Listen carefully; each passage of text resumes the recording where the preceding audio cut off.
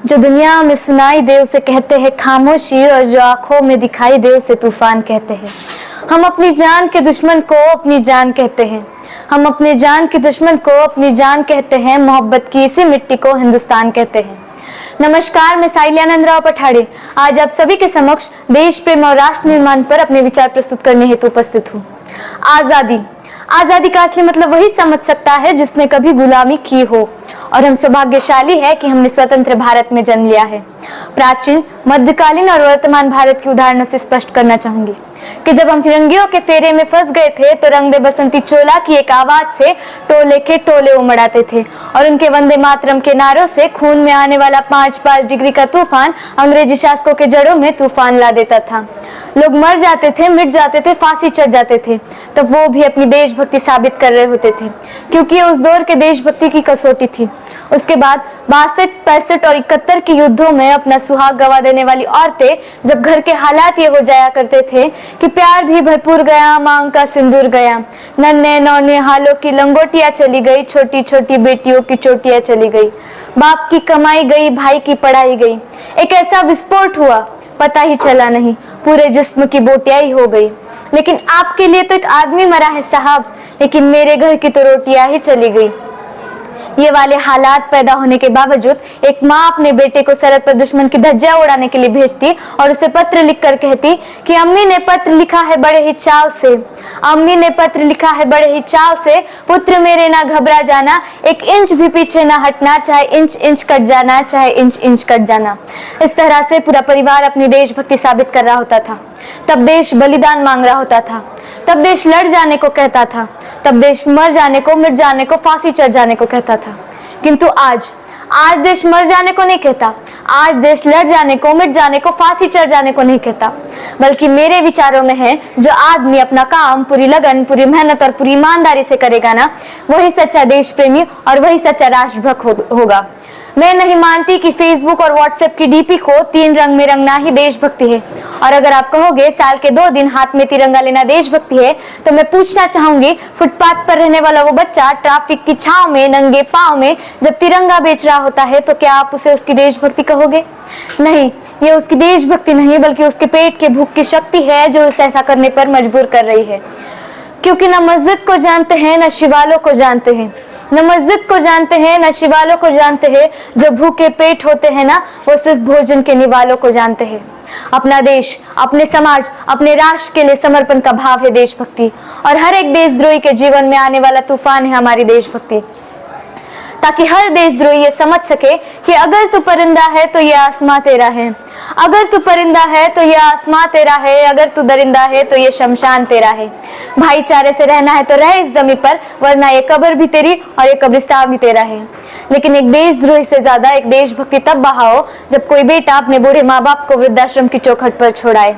करा उठती है वो देशभक्ति जब मुसीबत में फंसे लोगों की जान बचाने की जगह हम सेल्फी लेकर अपने लाइक्स बढ़ाने में लगे रहते हैं।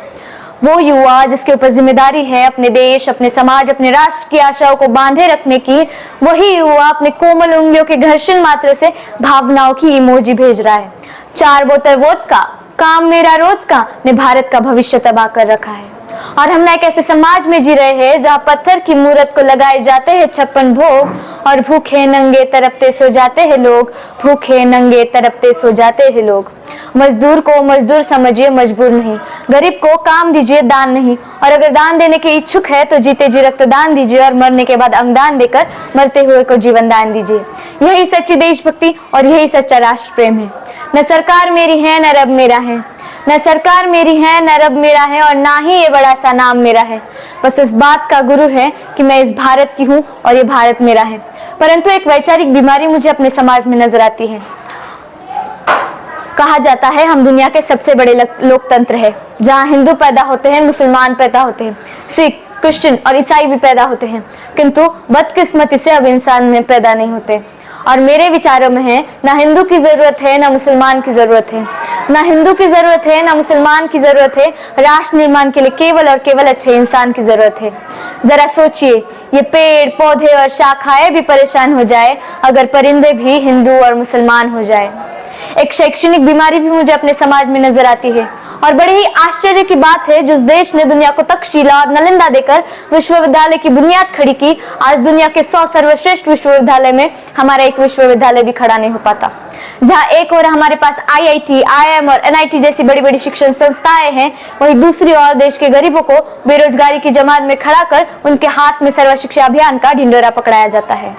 और मैं बता दूं, इस शैक्षणिक बीमारी का केवल एक कारण वो है हमारी शैक्षणिक नीति, जो केवल 2 तरह के लोगों के लिए बनती है, एक वो जो विद्वान है और दूसरे वो जो धनवान है। इसी तरह की कई गजब की बीमारियां मुझे अपने समाज में नजर आती हैं, और इन बीमारियों की जड़ है वो है हमारा अंधविश्वास।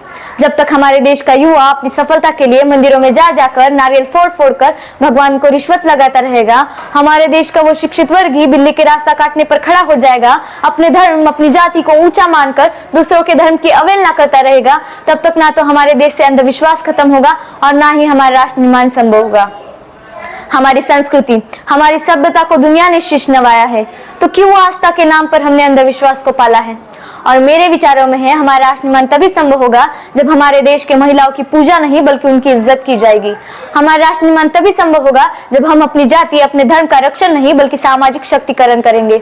हमारा राष्ट्र निर्माण तभी संभव होगा जब स्वच्छ भारत अभियान में केवल सरकार नहीं बल्कि सड़क पर चलने वाला हर एक वो नागरिक हाथ बटाएगा, स्वच्छ भारत स्वस्थ भारत को दिल से अपनाएगा।